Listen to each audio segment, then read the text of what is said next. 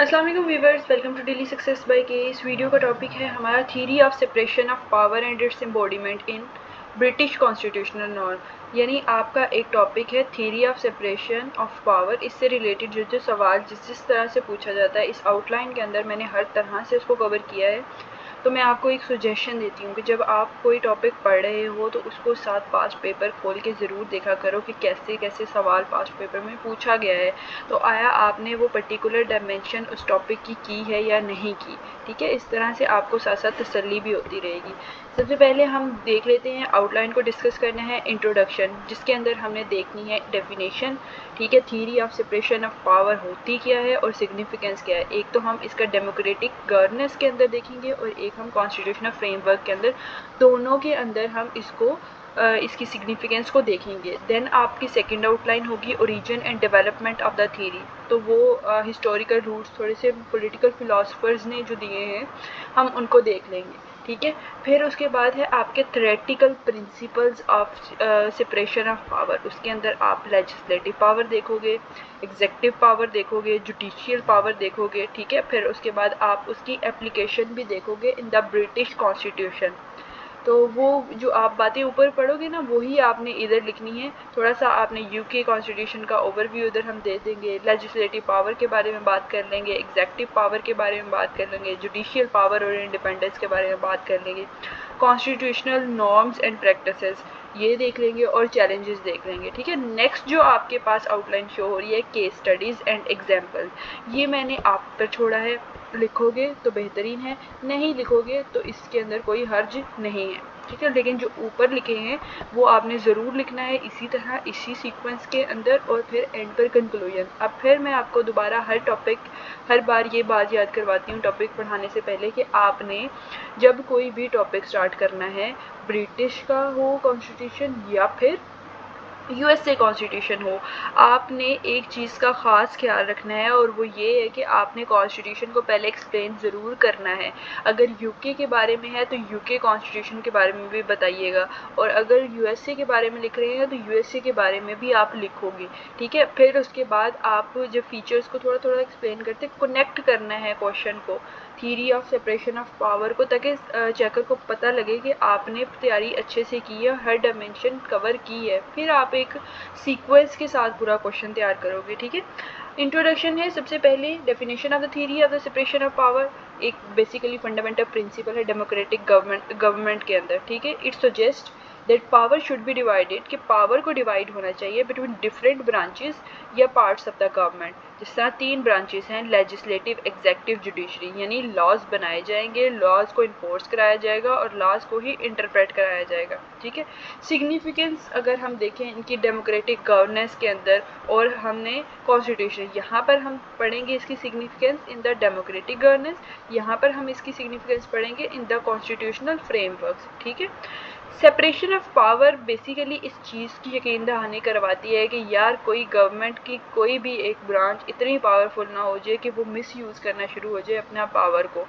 ठीक है, ये डिवीजन का मकसद ही इसलिए होता है कि आप सिटीज़न के राइट्स और फ्रीडम्स को प्रोटेक्ट कर सको, और हर ब्रांच की अपनी रिस्पॉन्सिबिलिटी है और वो अपनी पावर से ज़्यादा एक्सीड नहीं कर सकती है, क्योंकि उस पर भी नज़र रखी जा रही होती है, और अगर वो कुछ गलत करती है तो उसके ऊपर केस हो सकता है। इन कॉन्स्टिट्यूशनल फ्रेमवर्क अगर हम देखें, जैसे यूके में जो कॉन्स्टिट्यूशन ज़्यादातर हम कहते हैं अनरिटन है, किसी को एक सिंगल डॉक्यूमेंट इसका नहीं है, मोस्टली ये कन्वेंशंस और लॉज के ऊपर बेस करता है।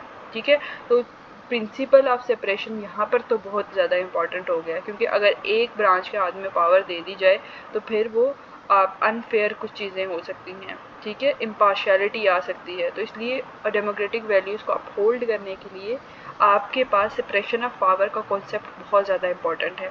Theory of separation of power क्यों ज़रूरी है? ताकि अकाउंटेबिलिटी बढ़े, ताकि जुल्म से लोगों को बचा सके। ठीक है, ताकि एक चेक एंड बैलेंस रखा जा सके डिफरेंट ब्रांचेस के ऊपर। ये था आपका पहला, जिसके अंदर हमने पहली आउटलाइन डेफिनेशन को कवर किया, सिग्निफिकेंस को कवर किया, और फिर उसके बाद हमने देखा ये सिग्निफिकेंस को देखा और इस क्रूशियल क्यों है, हमने 3 पॉइंट पढ़े, ताकि अकाउंटेबिलिटी प्रमोट हो, ताकि जुल्म से लोगों को बचाया जा सके, ताकि आपका इंश्योर किया जाए चेक एंड बैलेंस। अब उसके बाद आपके पास आ जाता है origin and development of the theory.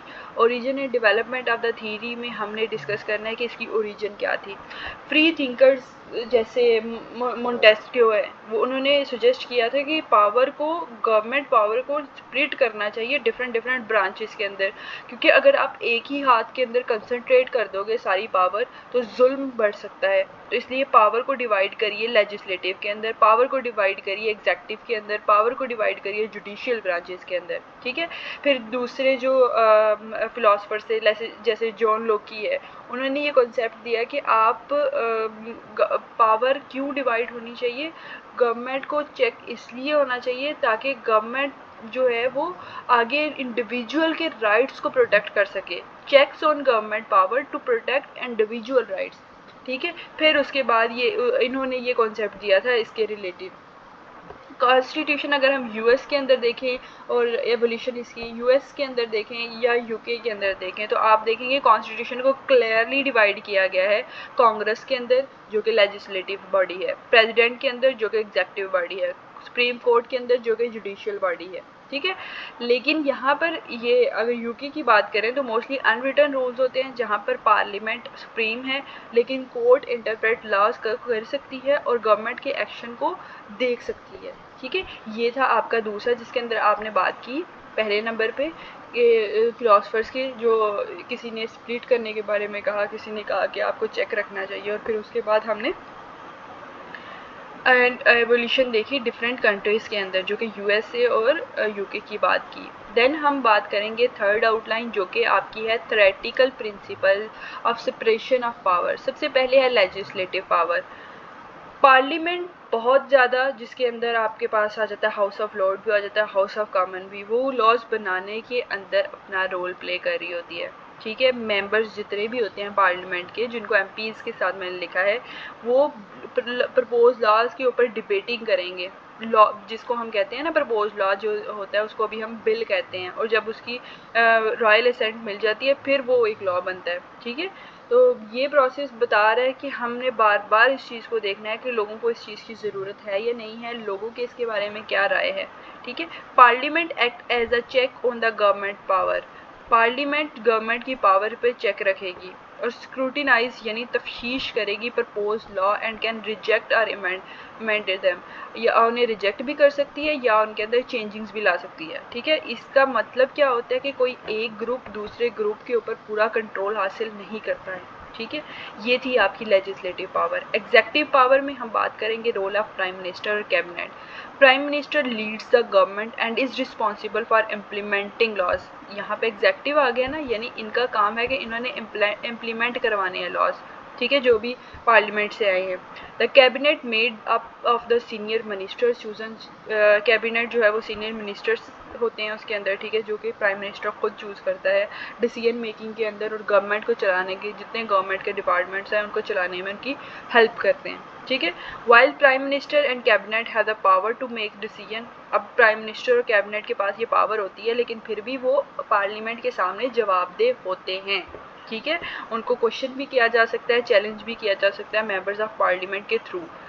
Judicial power की अगर हम बात करें, जुडिशियल पावर में कोर्ट्स जैसे आ गए हैं, वो जजेस जो हैं वो इंटरप्रेट करेंगे लॉज को। अगर कोई डिस्प्यूट, कोई इशू हो गया है तो वो इंश्योर करेंगे कि वो उसको फेयरली रिजॉल्व करें, इंटरप्रेट लॉज करें on the basis of the legal principal, या फिर प्रीवियस कोर्ट डिसीजन को भी देख सकते हैं जिनको हम प्रेसिडेंट कहते हैं, ठीक है। अब ये आपका क्लियर हो गया है। इसके अंदर आपने लेजिस्लेटिव पावर को डिस्कस किया, इसके अंदर आपने एग्जेक्टिव पावर को डिस्कस किया, इसके अंदर आपने जुडिशियल पावर को डिस्कस किया। अब हम देखेंगे application in the British constitution, ठीक है। ओवरव्यू अनरिटन है और ज़्यादातर बेस कर रहा है कॉन्स्टिट्यूशनल कन्वेंशन के ऊपर। लेजिस्लेटिव पावर हमने हाउस ऑफ कॉमन और हाउस ऑफ लॉर्ड की बात की। सो पार्लियामेंट्री सुप्रीमेंसी हमने देखा कि हाईएस्ट लीगल पावर जो है यूके के अंदर पार्लियामेंट के पास है, वो चेंज भी कर सकती है, लॉज बना भी सकती है, उन्हें कैंसिल भी कर सकती है। ठीक है, executive power prime minister role अपना प्ले करता है और कैबिनेट की रिस्पॉन्सिबिलिटीज़ हमने देखी। Collective responsibility and ministerial responsibility जो हमने पिछली वीडियो के अंदर भी डिस्कस किया है ना, कि सारे मेंबर पब्लिकली सपोर्ट करते हैं गवर्नमेंट डिसीजंस को, बेशक वो पर्सनली उस चीज़ से डिसएग्री कर रहे हैं, लेकिन कैबिनेट के मेंबर्स को जो है उनकी रिस्पॉन्सिबिलिटी है वो सपोर्ट करेंगे। ठीक है, और सारे मिनिस्टर्स जो हैं, जितने मिनिस्टर, वो पार्लियामेंट के सामने जवाबदेह होते हैं अपने एक्शंस के लिए, अपने कामों के लिए। ठीक है, अपने भी डिपार्टमेंट के लिए। जुडिशरी का रोल ये होता है कि उन्होंने इंटरप्रेट करना है लॉज को और अप्लाई करेंगे। ठीक है, अब ये नॉर्म्स और प्रैक्टिसेस मैंने आपके ऊपर छोड़ी हैं, ये बेशक आप करो या ना करो, चैलेंजेस देख लेना आप लोग। ठीक है, बाकी आप लोग ये केस स्टडीज़ छोड़ दो। ठीक है, आई होप सो आपको चीज़ें समझ में आ गई हैं। नोट्स मैं आपको कह रही हूँ कि ख़रीद लो, आप लोग के लिए बेहतर है। आप अगर नोट्स ख़रीदने हैं तो जो लिंक मैं डिस्क्रिप्शन में दे रही हूँ उसके थ्रू मेरे साथ कांटेक्ट कर लो और नोट्स ख़रीद लो।